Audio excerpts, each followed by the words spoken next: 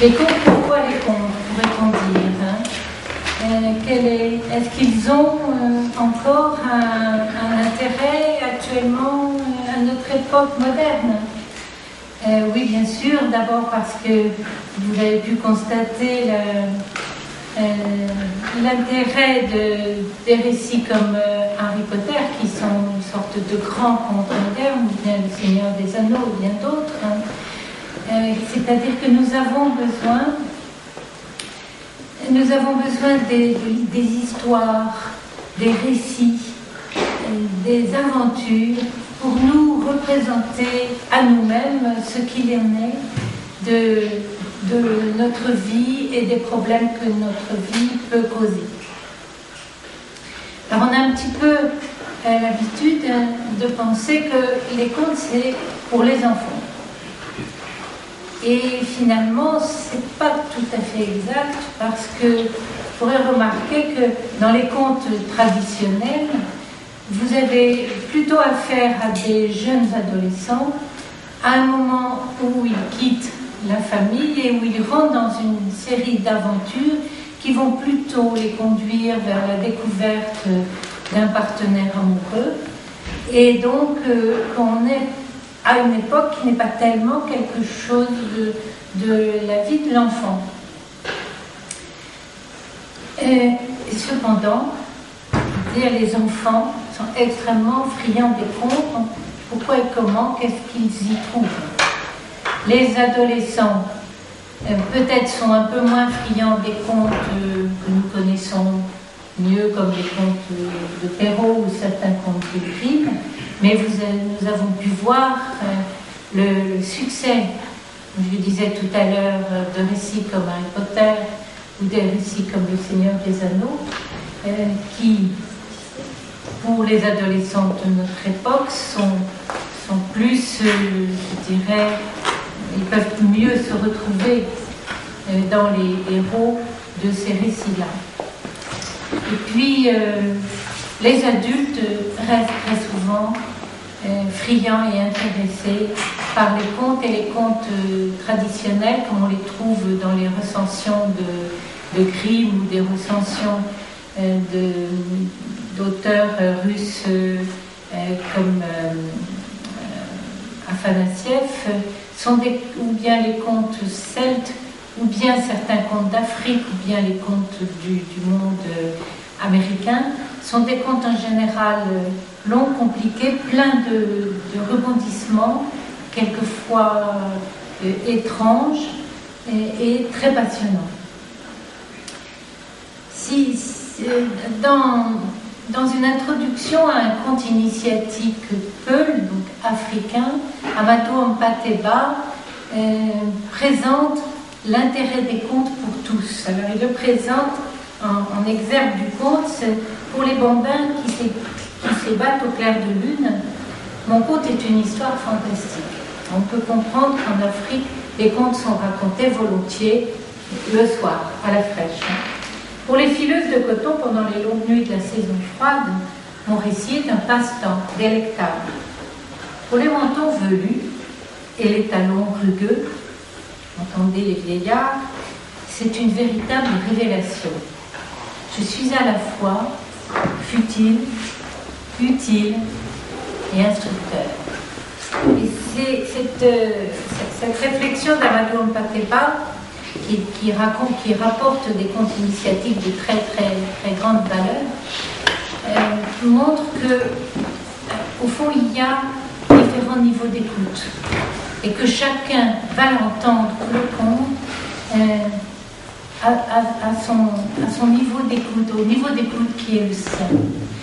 Et il est certain que si un enfant entend une histoire dont il va peut-être ne pas retenir certains détails, quelqu'un comme un psychanalyste va regarder les leçons extrêmement profondes qui sont là dans le récit. Donc, l'école de sagesse, sauf qu'on l'entend et on l'entend à différents niveaux. Les contes nous viennent de la tradition orale. S'ils sont écrits maintenant, c'est qu'ils l'ont été depuis seulement quelques siècles. un peu à l'époque de Perrault, c'est les contes de Perrault, les contes de ma mère Loi. Perrault remet dans une forme littéraire les récits d'une conteuse. Les frères Grimm recueillent les contes de leur région. Au XIXe siècle, tous les folkloristes se mettent au travail pour recueillir ces contes. Donc on va trouver un auteur comme Afanassiev en Russie qui recueille les contes russes. Les contes bretons ont été recueillis, les contes celtes aussi, par différents auteurs, et tout ça entre donc l'époque de Perrault et puis le XIXe siècle. Des conteurs traditionnels, encore maintenant, je pense qu'on en trouve en Afrique. Amadou Hampâté-Bâ dit « Quand un vieillard meurt, c'est une bibliothèque qui brûle ». Parce que c'est cette tradition orale. Et ce qui est très impressionnant, c'est de voir dans cette tradition orale la fidélité du récit. Parce que si je me suis intéressée au contes d'un petit peu toutes les régions de notre Europe, mais aussi à des contes africains ou à des contes américains ou des contes asiatiques, d'abord on retrouve des motifs qui sont présents dans tous les pays et pas seulement, on ne peut pas seulement imaginer qu'il y a eu une sorte de transmission orale pendant des millénaires, il y a aussi que ces motifs, comme les motifs de nos rêves, appartiennent à notre symbolique personnelle et viennent spontanément se proposer pour mettre en scène de manière symbolique des problématiques qui appartiennent à la vie humaine. Mais ce qui est aussi remarquable sur un parcours géographique donné, par exemple, c'est que on va retrouver une version de Cendrillon chez Grimm qui est très proche de la version de Cendrillon que nous avons en France. On trouve, les folkloristes ont pu repérer quelque chose comme 372 versions de Cendrillon de par le monde.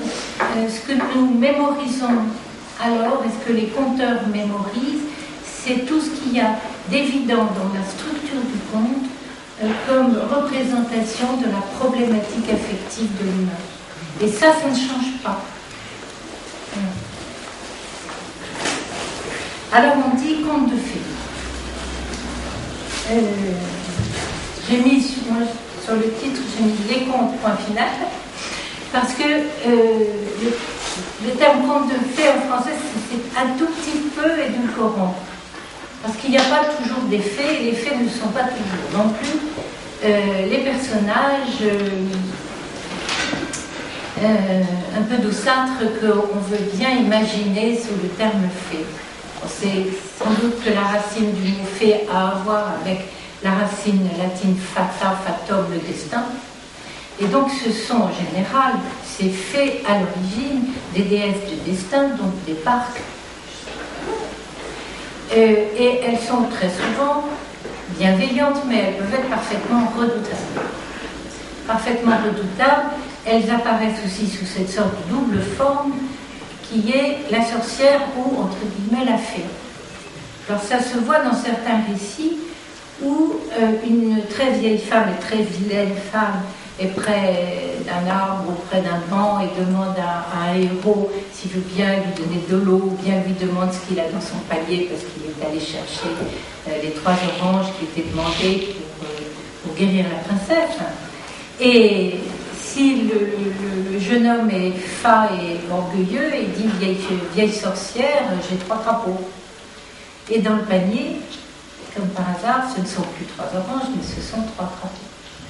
C'est-à-dire que la vie, en tant que destin, avec ce personnage à double sens de la fée sorcière, de la déesse du destin, de la parque, te donnera ce que tu lui donnes. Et par conséquent, si tu la traites dans ce mépris, tu n'en recevras que le fruit du mépris. Donc, conte de fées, les fées ne sont pas si gentilles que ça. Et en général, elles mettent le héros à demeure de répondre par rapport à son courage, sa loyauté, sa capacité de prendre des risques ou la valeur de sa quête. Donc, des personnages comme ça, on les retrouve dans les contes russes sous la forme des Baba Yaga. Les Baba Yaga, c'est des sortes de déesses chtoniennes de la terre-mère qui sont assez effrayantes. Alors elles sont tout au fond d'une forêt complètement perdue. Elles ont assez souvent une cabane qui est entourée d'une palissade et sur les pieux de la palissade il y a des têtes de mort, hein, des crânes qui s'allument la nuit et qui s'éteignent le jour.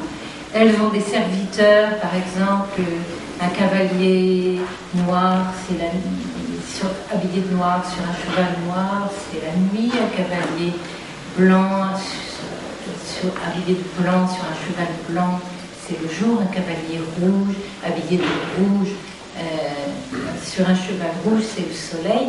Ce sont des déesses de la nature. Ce sont donc des personnages très archaïques, puisque ce sont des vieilles femmes, des femmes qui sont déesses de la nature. C'est un petit peu comme des très anciennes déesses mères. Elles peuvent être absolument terrifiantes, ou bien elles peuvent aider le héros ou l'héroïne, comme dans un très joli conte comme Vassilissa la très belle, qui est un conte de la série des Cendrillons, où Vassilissa est envoyée par la belle-mère et les sœurs chercher le feu chez la Baba Yaga. Or, on ne revient pas habituellement chez la Baba Yaga. Sauf que Vassilissa est aidée par quelque chose comme la bénédiction que sa mère lui a donnée avant de mourir, qui est une petite poupée, et qui fait pour elle les tâches que la Baba Yaga lui a fait. Et on va retrouver là encore dans ce cheminement-là le voyage dans la forêt, le contact avec des forces créatrices, quelque chose comme le monde des morts, un autre monde,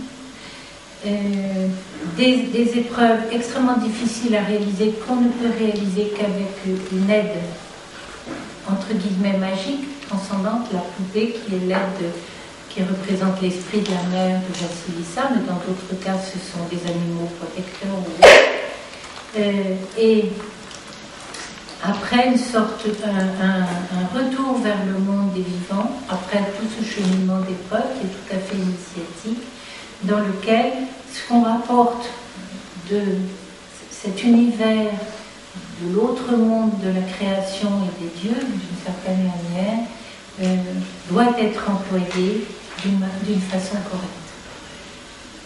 Donc on voit, à travers ces quelques exemples là, que je donne, combien les contes mettent en scène quelque chose comme une épreuve initiatique pour vivre.